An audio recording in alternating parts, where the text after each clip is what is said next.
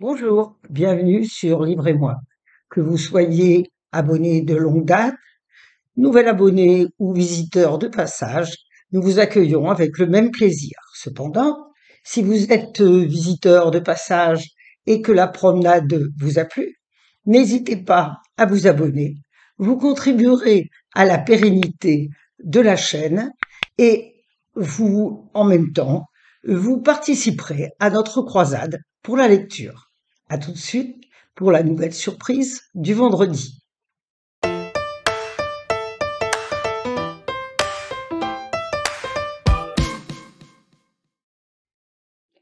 L'auteur que nous rencontrons aujourd'hui est une romancière américaine née en 1974, Janelle Brown.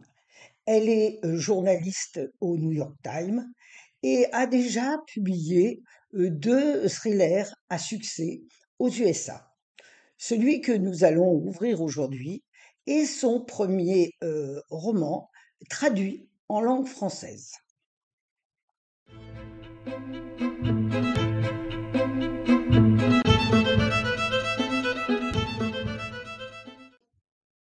Le livre d'aujourd'hui, Jolie chose, est paru aux États-Unis en 2020, mais il n'est sorti en France qu'en août 2022 dans l'excellente traduction de Clément Bourdes.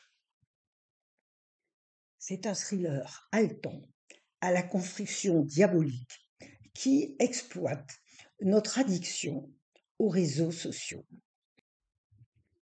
Le roman est construit autour de 2 jeunes femmes. Nina, qui gagne sa vie en exploitant la jeunesse dorée de Los Angeles, et Vanessa, riche héritière au compte en banque illimité, qui rêve de laisser sur le monde une empreinte impérissable et qui n'est, pour l'instant, qu'influenceuse sur Instagram. C'est sur la rive du lac Tahoe, dans une somptueuse villa, que Nina et Vanessa se rencontrent. Mais est-ce vraiment leur première rencontre? Qui est qui? Un suspense haletant et destructeur, une lutte psychologique sans merci, dans lequel dépend la survie individuelle de chacune. Un suspense addictif dans la ligne d'Aran Coben.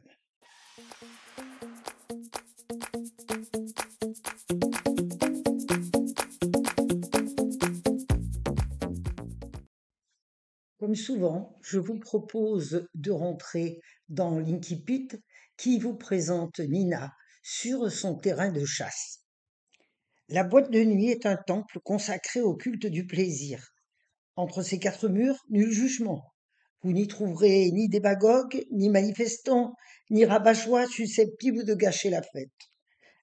Au contraire, il y a des filles qui portent fourrures et soieries de grands couturiers, qui se promènent en se pavanant tels des oiseaux exotiques, enfin des hommes qui ont des diamants dans les dents.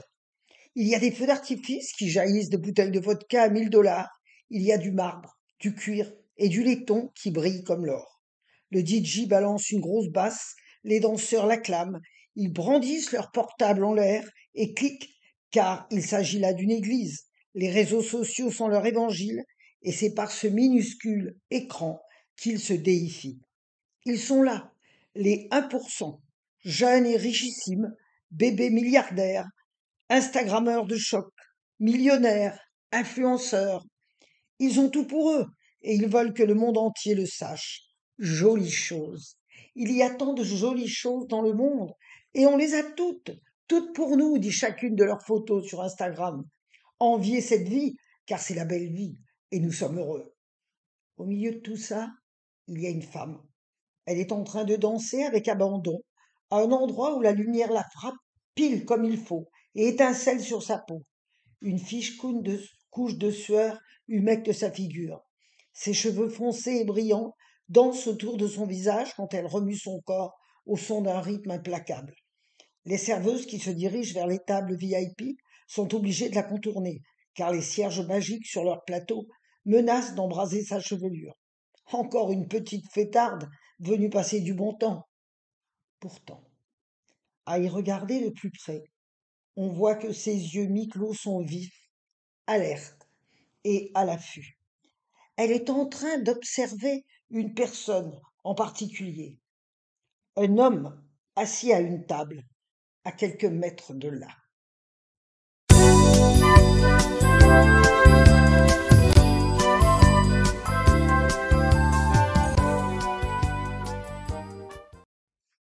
Un roman bien ficelé, plein de surprises et de rebondissements, dont Instagram est la vraie vedette.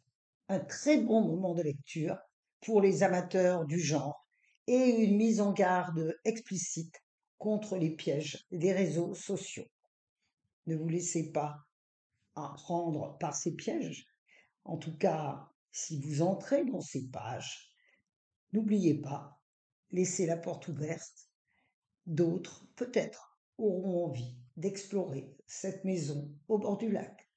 Je vous donne rendez-vous pour un prochain vendredi surprise. En attendant, très bonne lecture. Portez-vous bien. Prenez soin de vous. Au revoir.